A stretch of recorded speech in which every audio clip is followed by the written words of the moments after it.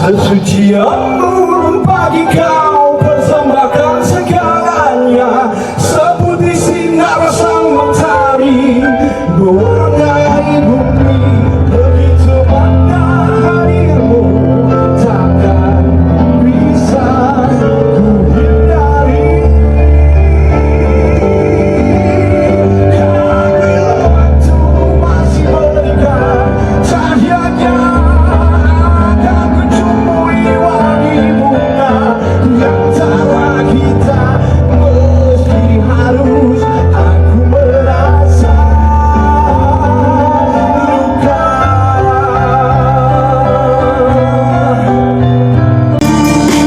Apa arti untuk bangsa dan negara jika tidak untuk tanah air Indonesia?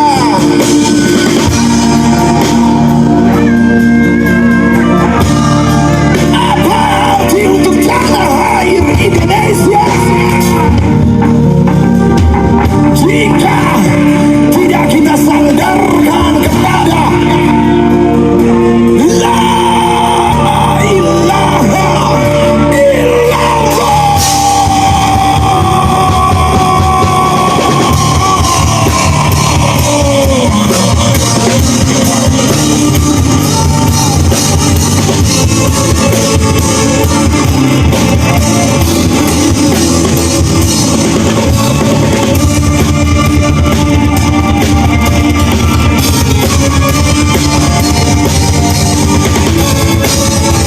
Ya, saudara-saudara, perkenalkan saya Camat Tegalsari, Surabaya.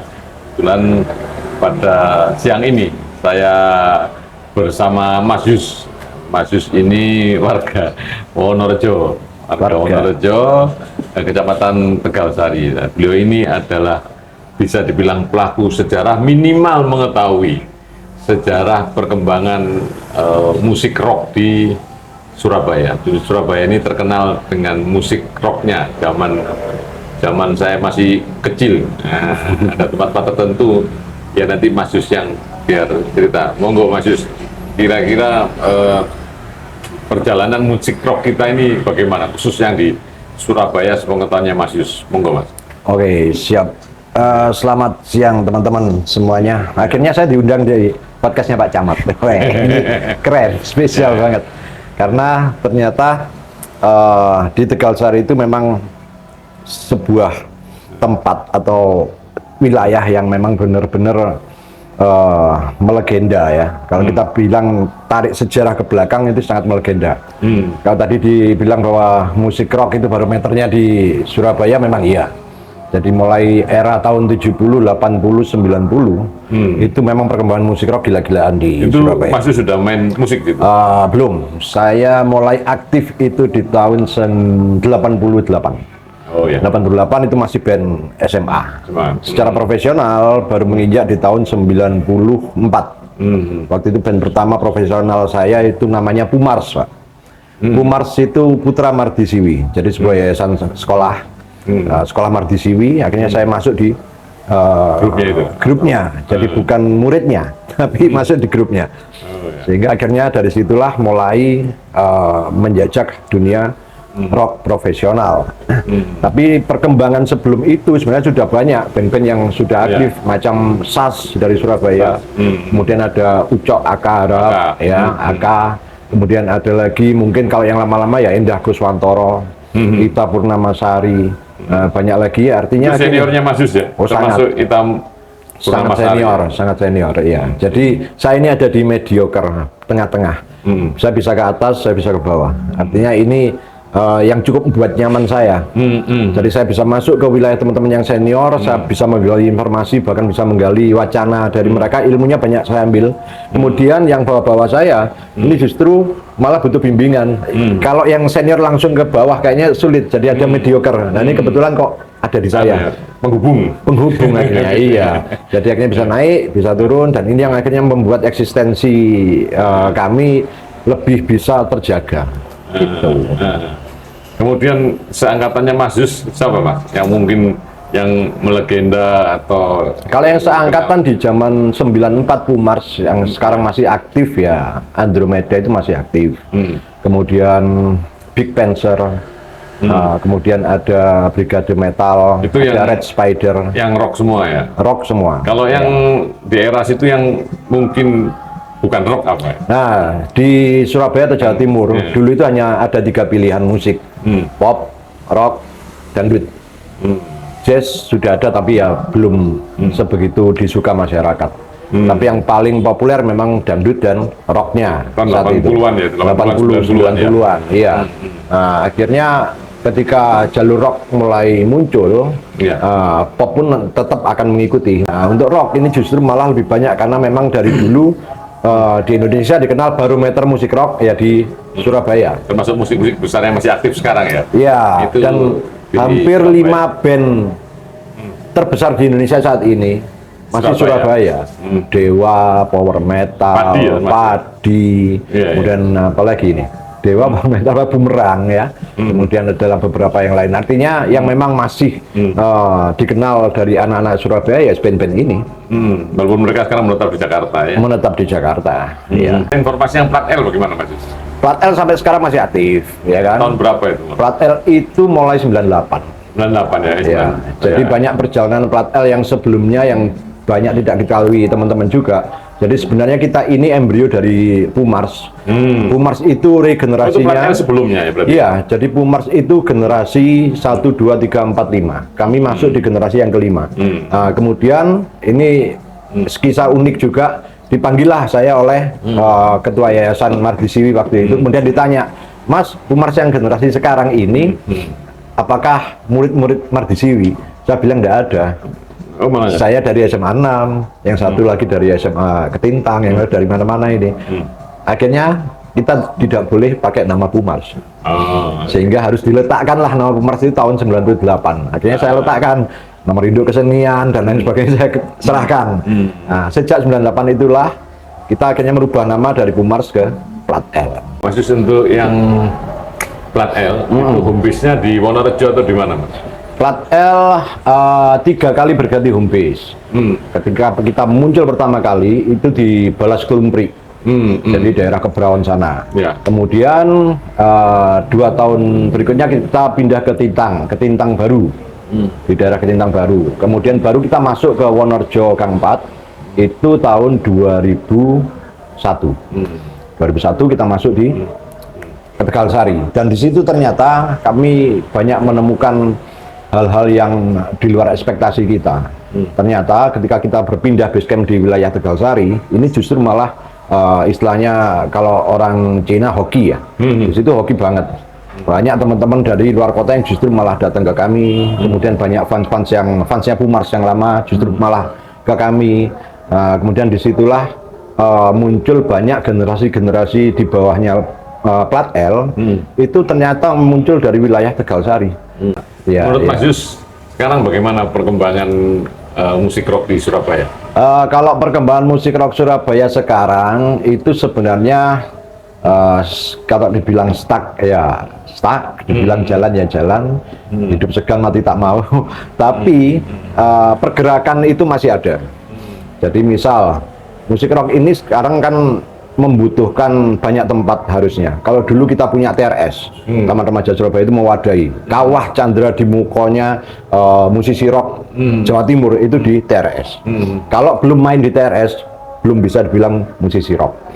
Nah, sekarang itu sudah tidak ada tempatnya. Nah, sehingga banyak teman-teman yang juga bingung juga ini main yang di, karena rata-rata di kafe pun sekarang kafe hanya membuat stage kecil, mini stage, akustik, sehingga band-band Cukup rock ya? ini sudah iya, sehingga band rock yang berdistorsi tinggi harus menggunakan drum manual. Nggak cocok, Tidak bisa masuk. Nggak cocok, Iya, ya. sehingga perkembangannya sedikit terhambat. Kalau ngomong musik rock yang zaman kita, itu kan rock yang penuh speed, penuh power, penuh teknik, penuh skill, kemudian improvisasi, kemudian teknikal masing-masing punya karakter.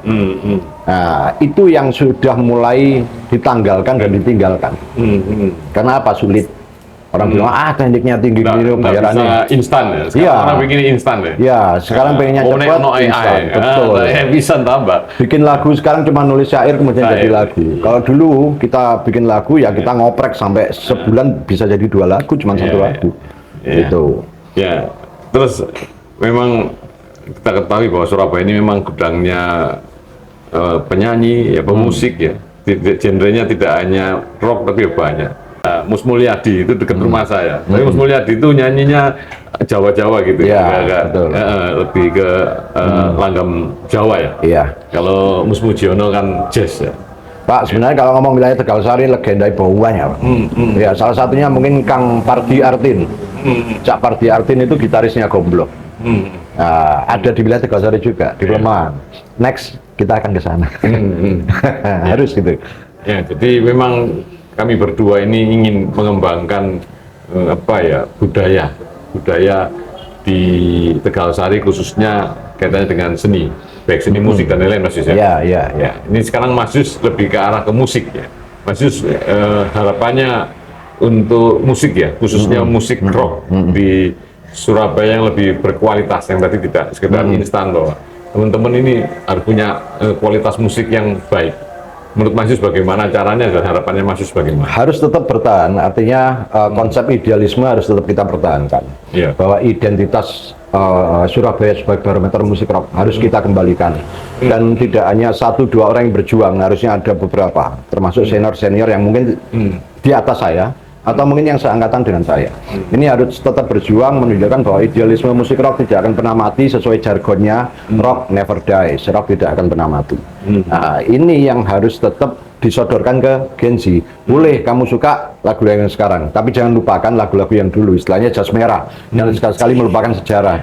Kalau kita tidak ada lagu-lagu zaman dulu ya, nggak mungkin ada lagu-lagu zaman sekarang. Iya. Nah, ini yang kita harapkan anak-anak muda kembali mengulik-ngulik lagi bahwa technical gitar itu banyak banget.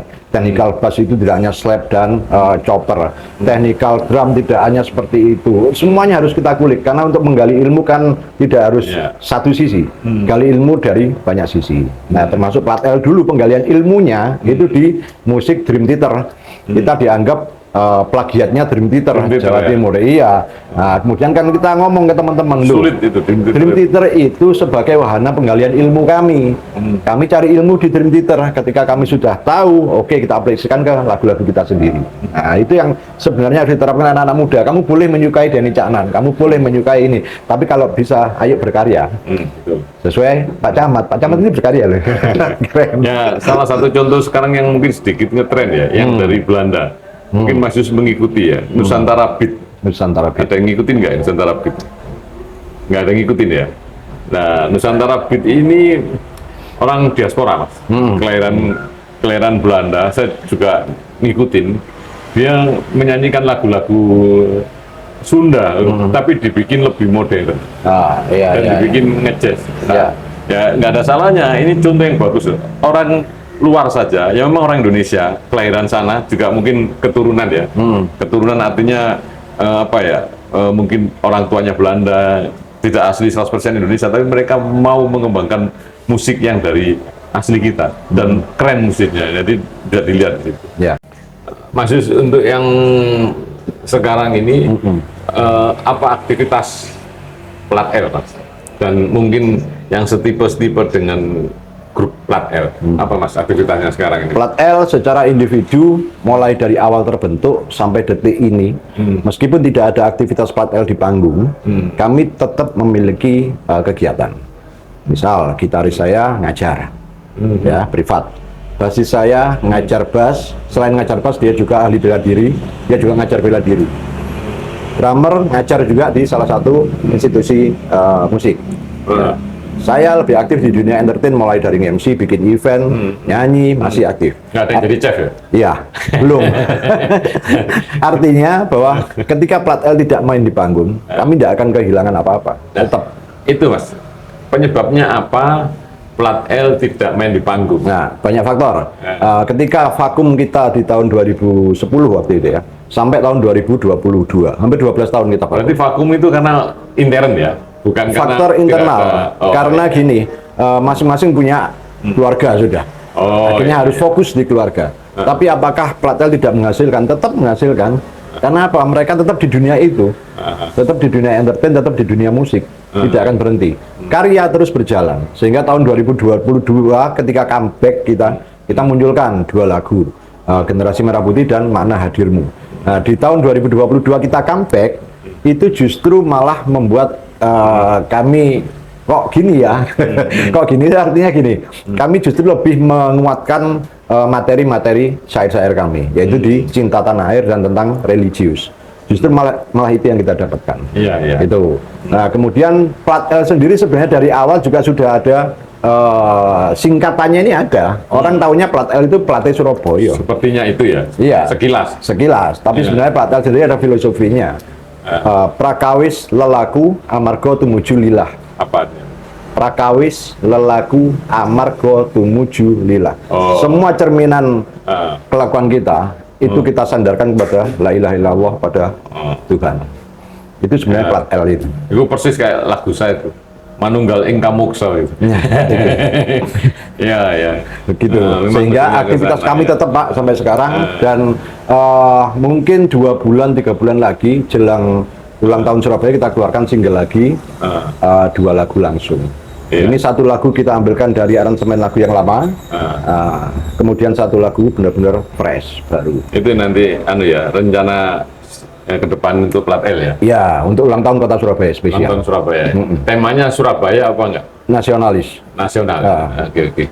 Karena perlu ya lagu-lagu yang jiwanya, Betul. materinya, liriknya itu bersifat nasionalis. Apalagi era-era sekarang ini premanisme banyak, kemudian masalah SARA juga sensitif.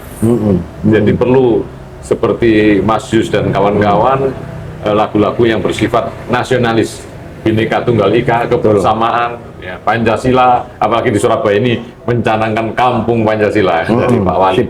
Kemudian pesan tadi harapan sudah Mas Yus, pesan untuk anak-anak muda, satu pesan untuk grup rock yang mungkin di eranya Mas Yus, siapa tahu dia melihat. Kemudian yang kedua, pesan untuk anak-anak muda, bagaimana berkesenian, utamanya di seni musik. Monggo Mas. Oke, harapan saya untuk band-band yang seangkatan saya dan juga mungkin senior-senior saya tetap bertahan, tetap eksis. Apapun yang terjadi, gempuran musik apapun, tetap kita akan idealis dengan konsep musik rock kita. Apalagi kemarin kan sudah kita tampilkan nih di Balai Pemuda. Oke, ada Red Spider, ada Big Panther, ada Feel Inside, ada Shadow. Kemarin itu bentuk reuni awal lah. Nanti insya Allah akan ada reuni berikutnya. Dan untuk yang teman-teman anak-anak muda, gengsi, jangan gengsi. Ada gengsi, tapi jangan gengsi. Artinya apa? Jangan gengsi untuk mengikuti lagu-lagu yang lawas. Bahwa kami ini masih ada, kami ini masih membawa sesuatu. Jangan pernah diremehkan yang sepuh-sepuh. Karena kami tidak pernah meremehkan yang muda. Kami tanpa kalian, kami bukan apa-apa. Kalian tanpa kami juga sebaliknya. Jadi artinya ayo saling support, saling dukung, kembalikan barometer musik tanah air ke Kota Surabaya. Ya, luar biasa. Terus Mas Yus terbuka enggak untuk anak-anak muda sharing atau belajar? Sangat, dan itu sudah terjadi sejak Platel berdiri. Gitu. Nah, Platel berdiri ini selalu jadi jujukan anak-anak muda, band-band baru untuk sharing sekaligus, Mas aku mau jadi band pengiringnya, Mas aku jadi band pembukanya, dan ini selalu kita berikan. Setiap kali kita diundang, syaratnya satu kalau ngundang Platel. Platel bisa diundang kemanapun. Yang penting 2 band pembuka harus anak muda. Anak muda, berarti saya nggak bisa ya. Iya. Berarti Platel yang Kan buka pemula. Platel yang buka Pak Ahmad. Kalau pemula masih cocok masuk saya. Kalau pemuda lewat saya. Ya, terima kasih Mas Yus. Siap. Siang ini sudah ya kita ngobrol-ngobrol, sharing.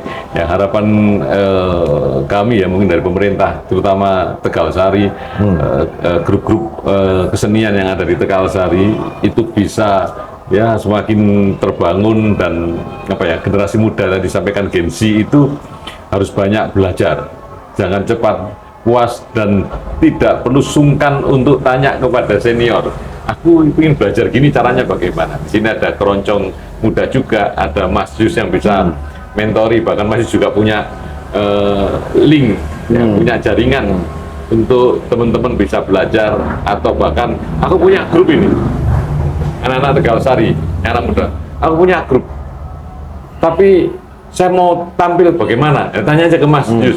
Mas Yus, saya punya grup sudah bisa bla bla bla, tapi aku nggak ngerti caranya piye. Tanyanya bagaimana? Tanyanya ya opo. Nah, Siap. itu takut deh, Mas Yus. Nah, Mas Yus bisa menyampaikan nomor HP atau nggak usah, atau nanti di deskripsi saja. Kalau nomor HP kayaknya hampir Jawa Timur tahu deh. Oh gitu ya. Bahaya. 083166469777. Ya. Dapatkan di bengkel-bengkel terdekat. Ya, artinya Mas Yus ini sudah mau menyampaikan, itulah seorang rocker itu biasanya Bloko Suto. Ya. Jadi apa adanya, dan itu sudah disampaikan di video ini, jadi teman-teman bisa langsung menghubungi Mas Yus. Ya, jangan menghubungi jam 4 subuh, kan Mas Yus belum bangun. Terima kasih Mas Yus. Siap. Sukses terus untuk Mas Yus Sukses dan selalu Mateo. untuk Tegal Sari juga. Terima kasih. Siap. Keep on rocking and stay metal. Harus. Ya.